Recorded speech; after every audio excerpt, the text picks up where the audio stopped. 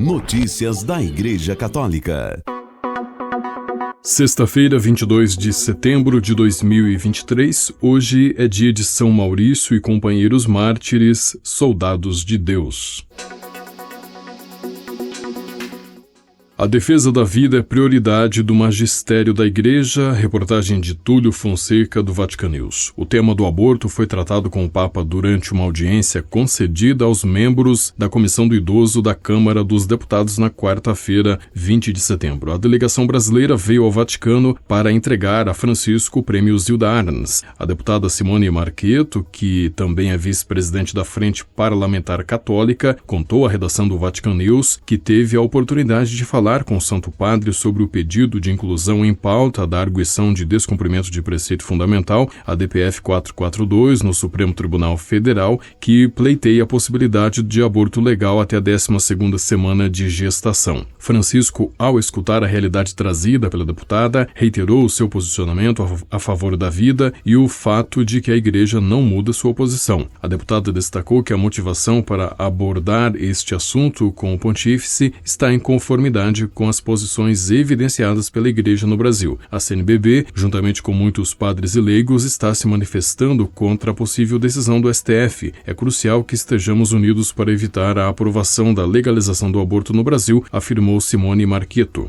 A defesa da vida é constantemente reafirmada pela Igreja, sobretudo quando se trata daqueles que não têm voz. Em sua exortação apostólica Evangelii Gaudium, Francisco recorda que na Igreja há um sinal que nunca deve faltar: a opção pelos últimos, por aqueles que a sociedade descarta e joga fora. Trata-se da atenção preferencial pelos mais frágeis. Logo no início de seu pontificado, em um discurso aos ginecologistas católicos, o Santo Padre disse: uma difundida mentalidade do útil, a cultura do descarte que hoje escraviza os corações e as inteligências de muitas pessoas tem um preço deveras elevado. Exige a eliminação de seres humanos, sobretudo quando não física ou socialmente mais frágeis. A nossa resposta a esta mentalidade é um sim decidido e sem hesitações à vida. O primeiro direito de uma pessoa humana é a sua vida. Por isso, a atenção à vida humana, na sua totalidade, tornou-se nos últimos tempos uma verdadeira prioridade do magistério da Igreja,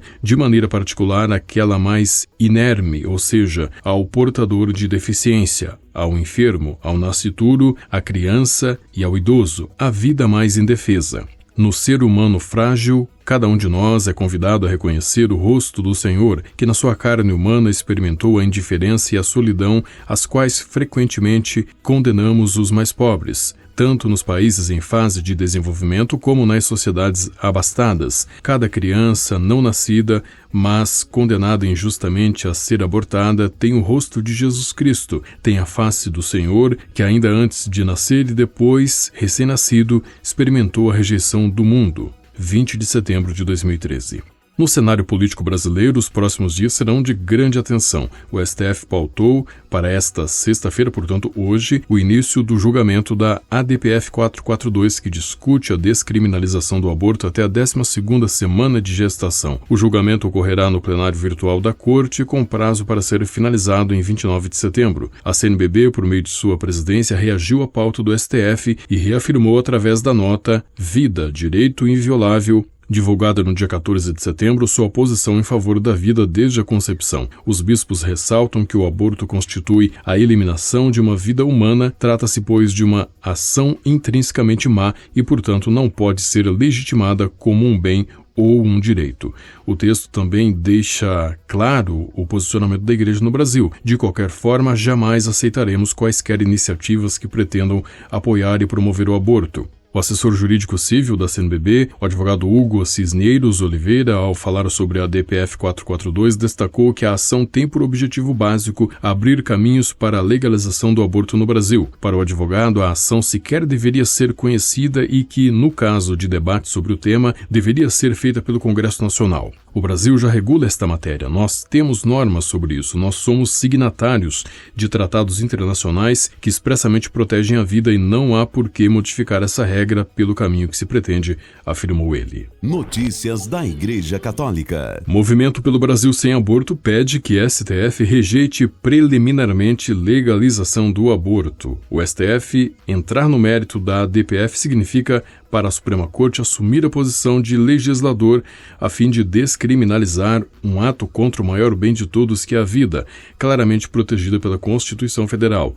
Neste sentido, o STF deve rejeitar preliminarmente a DPF 442, diz o Movimento Nacional da Cidadania pela Vida, Brasil Sem Aborto, em nota publicada neste 20 de setembro, um dia após a presidente do Supremo Tribunal Federal, ministra Rosa Weber, pautar o julgamento da descriminalização do aborto no plenário virtual da Corte. Notícias da Igreja Católica. Nos arredores de São Pedro do Vaticano, todos o conheciam como Mirko. Há apenas um ano, o sem-teto eslovaco, abandonado num parque de Roma, foi acolhido no Palazzo Migliori, propriedade da Santa Sé, que em 2019 foi reabilitado para acolher pessoas sem teto. Depois de anos lutando contra um câncer que consumiu quase todo seu rosto, ele morreu em Roma, aos 60 anos, em agosto passado. No sábado, 16 de setembro, o cardeal Konrad Krajewski celebrou na igreja de Santa Mônica o funeral desse homem sem rosto que chegou a se reunir com o Papa Francisco. A doença consumiu o rosto de Miroslav com o tempo. Muitos de seus conhecidos também o chamavam de Homem do Véu, porque ele costumava cobrir a cabeça com um pano para cobrir sua deformidade.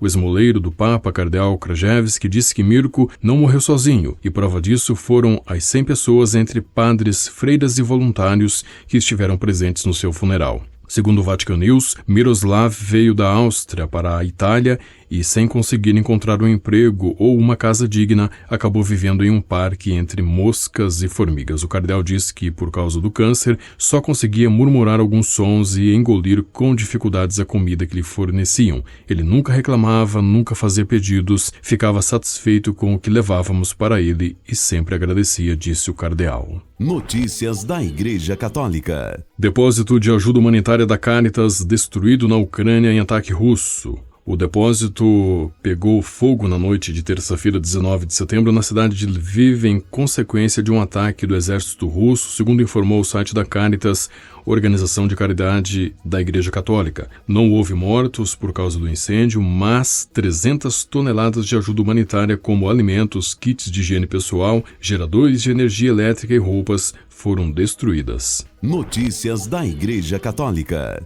O secretário para as Relações com os Estados e Organizações Internacionais da Santa Sé, arcebispo Paul Richard Gallagher, reiterou o apoio da Santa Sé à Ucrânia em seu discurso no Conselho de Segurança das Nações Unidas da ONU em 20 de setembro. A Santa Sé, por sua vez, está próxima da Ucrânia e apoia plenamente a sua integridade territorial, além de continuar a participar em iniciativas humanitárias destinadas a aliviar o sofrimento da população ucraniana, especialmente a parte mais frágil e vulnerável, disse Dom Gallagher. Notícias da Igreja Católica. Há 70 anos, em uma data como a de ontem, 21 de setembro, festa do apóstolo São Mateus, o Papa Francisco descobriu seu chamado à vida sacerdotal, acontecimento cujos detalhes ele mesmo contou durante a vigília de Pentecostes em 2013. Francisco explicou que um dia muito importante em sua vida foi o do dia 21 de setembro de 1953, era o dia do estudante na Argentina, o qual coincide com o dia da primavera, que se celebra com uma grande festa. Antes de ir à festa, passei em frente à paróquia que eu frequentava e encontrei um sacerdote que eu não conhecia e sentia necessidade de me confessar. E esta foi para mim uma experiência de encontro. Encontrei alguém que me esperava. Não sei o que aconteceu, não me lembro, não sei por que esse sacerdote estava ali ou por que senti esta necessidade de me confessar, mas a verdade é que alguém me esperava, estava me esperando desde muito tempo e depois da confissão senti que algo havia mudado. Eu não era eu mesmo. Havia sentido uma voz, um chamado. Fiquei convencido de que tinha que ser sacerdote e esta experiência na fé é importante. Mais tarde, como recordação deste acontecimento, ao ser nomeado bispo, Bergoglio escolheu como lema uma expressão de São Beda, que faz referência ao chamado de São Mateus, cuja festa é celebrada justamente no dia 21 de setembro. Miserando atque elihendo, olhou com misericórdia e o escolheu. Com a colaboração do Vatican News e da agência ICI, você ouviu o Boletim de Notícias Católicas que volta na próxima segunda-feira. Notícias da Igreja Católica.